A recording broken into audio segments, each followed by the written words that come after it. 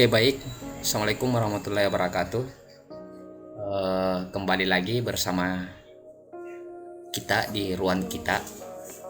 Saat ini saya akan kemudian menyampaikan kepada para teman-teman dan para sahabat dan kawan-kawan bahwa materi yang akan saya bawa hari ini adalah materi tentang teknik penyusunan peraturan perundang-undangan yang biasa kita kenal dengan sebutan legal drafting atau kontrak drafting.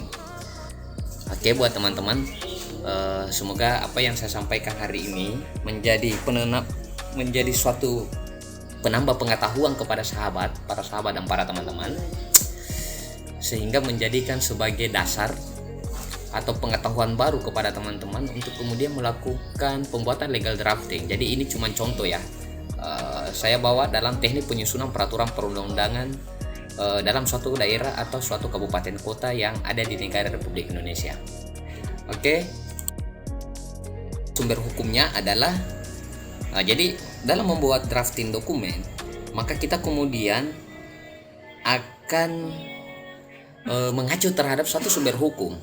Jadi sebelum drafting dokumen atau legal drafting itu dibentuk atau dibuat dalam bentuk naskah akademik atau naskah peraturan, itu teman-teman kemudian harus mengetahui sumber hukum apa yang kemudian dijadikan sebagai lisensi atau dasar hukum dalam membuat naskah dokumen tersebut atau peraturan perundang-undangan tersebut atau naskah akademik dalam suatu peraturan tersebut.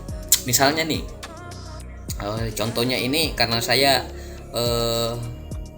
membuat peraturan perundang-undangan, maka sumber hukumnya adalah misalnya di Undang-Undang Nomor 12 Tahun 2011 tentang pembentukan peraturan perundang-undangan, contoh Undang-Undang Nomor 15 Tahun 2019 tentang perubahan Undang-Undang Nomor 12 Tahun 2011, Peraturan Presiden Nomor 87 Tahun 2014 tentang peraturan pelaksanaan Undang-Undang Nomor 12 Tahun 2011 tentang pembentukan peraturan perundang-undangan.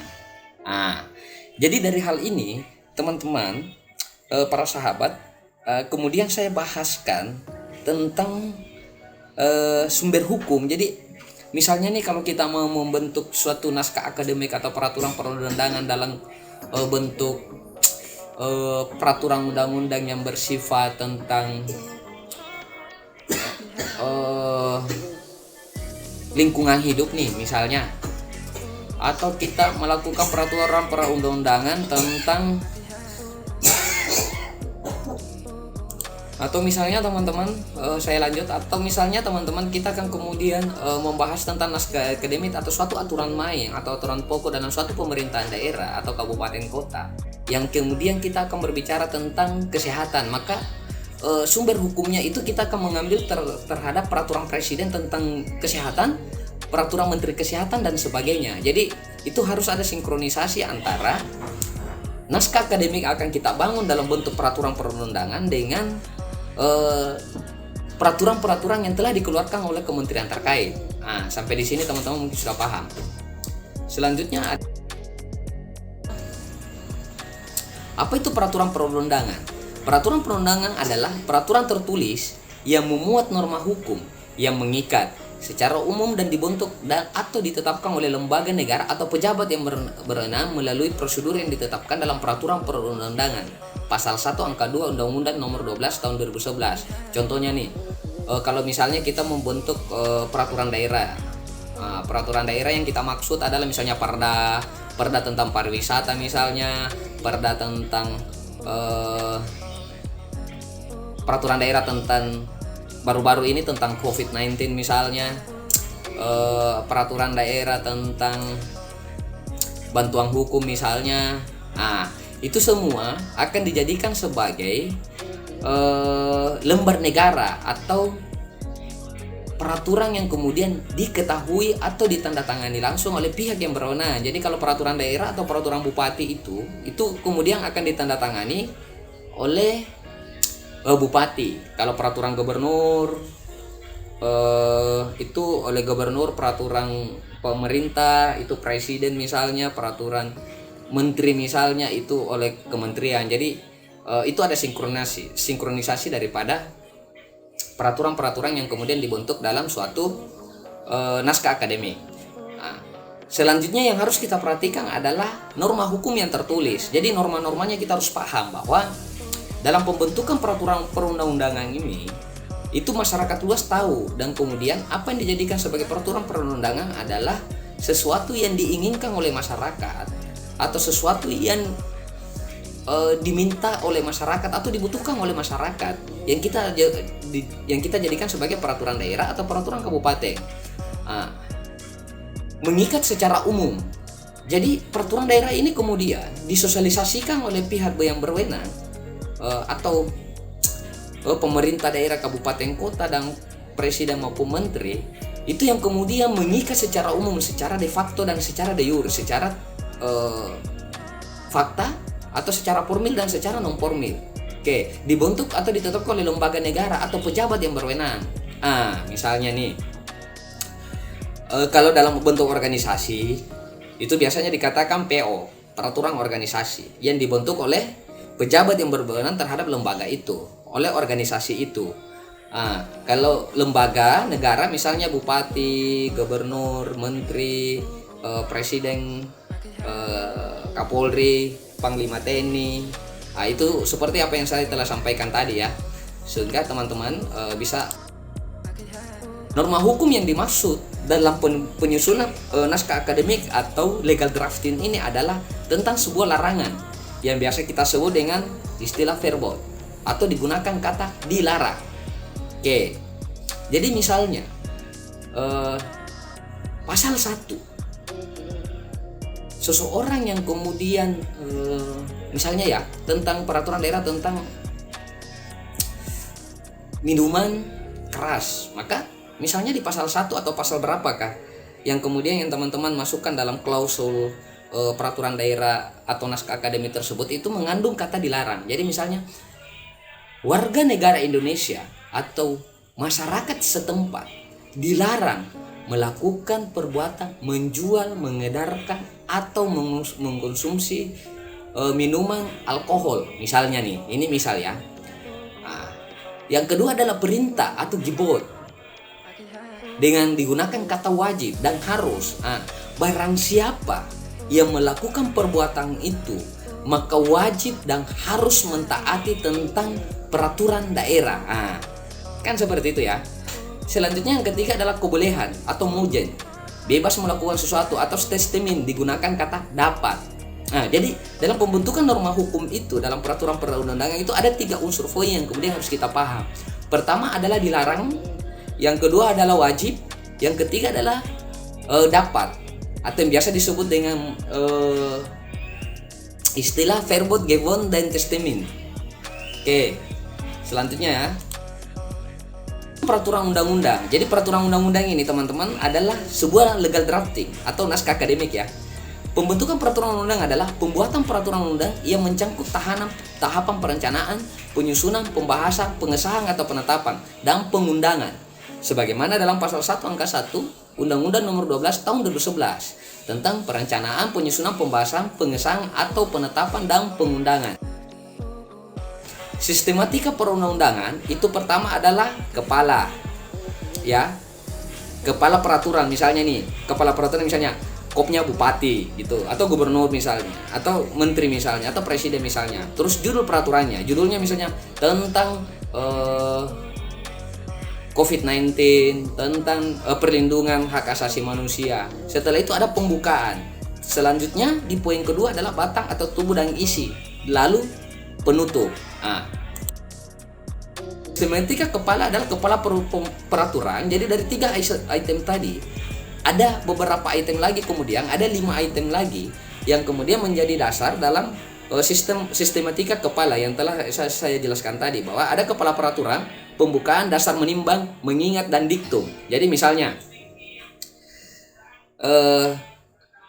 peraturan Bupati A misalnya ya, peraturan Bupati A tentang COVID-19, dasar hukumnya, menimbang dan sebagainya ya, dan seterusnya, mengingat dan seterusnya. Diktumnya itu adalah penekanan terhadap aturan main atau peraturan undang-undang yang kemudian dibentuk oleh si pembuat naskah akademik. Naskah peraturan diketik dengan jenis huruf Bokman Old Style, ukuran huruf 12 di atas kertas F4 atau legal. Tapi sebenarnya sih peraturan ini dalam bentuk esensi ya, dalam bentuk esensinya itu saya rasa teman-teman itu tidak terlalu mengikat. Saya cuma memberikan contoh. Pola peraturan, kata peraturan dan prasa, misalnya Rektor Universitas Pendidikan Indonesia ditulis dengan huruf kapital secara simetris. Kata nomor dan tahun ditulis dengan huruf kapital secara simetris, dan kata tentang ditulis dengan huruf kapital secara simetris. Judul peraturan ditulis dengan huruf kapital secara simetris. Jadi ini esensi ya. Ini esensinya, kuantitasnya secara formal yang saya sampaikan kepada teman-teman, tetapi ini tidak mengikat. Saya rasa bahwa teman-teman atau para kawan-kawan dapat melakukan suatu penyusunan secara opsional. Pembukaan peraturan, misalnya prasa dengan rahmat Tuhan Yang Maha Esa ditulis dengan huruf kapital. Prasa rektor misalnya diakhiri dengan tanda baca koma ditulis dengan huruf kapital secara simetris. Konsiderannya, ini yang paling terpenting teman-temannya, bahwa ada namanya konsideran. Misalnya menimbang dengan ketentuan sebagai berikut. Konsideran menimbang adalah memuat uraian singkat mengenai pokok pikiran menjadi latar belakang pembuatan suatu peraturan. Jika konsideran memuat lebih dari satu pokok pikiran, setiap pokok pikiran dirumuskan dalam rangkaian kalimat yang merupakan kesatuan pengertian. Setiap pokok pikiran ditulis secara urut dengan huruf diawali dengan kata bahwa dan diakhiri dengan kata baca titik koma. Jadi teman-teman harus perlu mengetahui bahwa dalam penyusunan konsideran dalam suatu peraturan perundang-undangan itu harus memuat kata bahwa, misalnya bahwa dengan terbentuknya peraturan undang-undang dan sebagainya, bahwa menimbang. Seperti itu ya untuk para sahabat. Dasar hukum konsideran, mengingat dasar kewenangan pembentukan peraturan perundangan dan peraturan undang-undang yang memerintahkan pembentukan peraturan perundangan atau yang biasa dikenal dengan istilah atribusi delegasi. Mengingat, konsideran mengingat dengan ketentuan sebagai berikut. Oke. Pertama, konsideran mengingat memuat dasar hukum kewenangan pembuatan peraturan. 2. Jika jumlah peraturan perundangan yang dijadikan dasar hukum lebih daripada satu, urutan pencantumannya perlu memperhatikan tata urutan peraturan perundangan, dan jika tingkatannya sama disusun secara kronologis berdasarkan saat pengundangan atau penetapan. Pencantuman undang-undang atau peraturan pemerintah dan peraturan presiden dilengkapi dengan nomor lembar negara Republik Indonesia dan tambahan lembar negara Republik Indonesia yang diletakkan di antara tanda baca kurung. Pencantuman peraturan menteri dilengkapi dengan nomor berita negara Republik Indonesia yang diletakkan di antara tanda diktum. Diktum ini menjelaskan tentang sesuatu hal yang kemudian diputuskan atau ditetapkan. Misalnya nih, kata memutuskan ditulis dengan huruf kapital, spasi secara simetris dan akhir dengan tanda baca titik 2. Kata menetapkan ditulis dengan huruf kapital pada awal kata dicantumkan sesudah kata memutuskan. Setelah kata menetapkan dicantumkan nama peraturan yang ditetapkan, ditulis dengan huruf kapital dan diakhiri tanda baca titik. Jadi ini secara esensinya, tetapi ini opsional. Teman-teman bisa kemudian melakukan pembuatan, tetapi tetap mempertimbangkan tentang dasar-dasar lisensi peraturan perundang-undangan dalam pembentukan naskah akademik. Ketika batang tubuh, jadi ada namanya BAB atau kapital.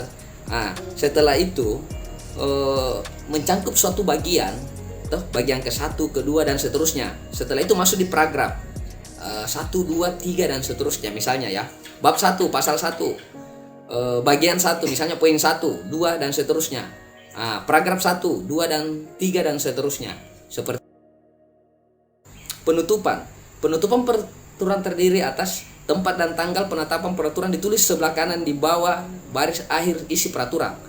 Prasa rektor misalnya ya, ini contoh ya, prasa rektor Universitas Pendidikan Indonesia ditulis dengan huruf kapital sejajar dengan kata ditetapkan dan diakhiri dengan tanda baca koma. Cap jabatan atau cap dinas dibubuhkan dengan menyentuh bagian sisi kiri tanda tangan. Nama lengkap rektor menandatangani peraturan ditulis dengan huruf kapital dan sejajar dengan nama jabatan tanpa mencantumkan gelar. Jadi ini opsional buat teman-teman.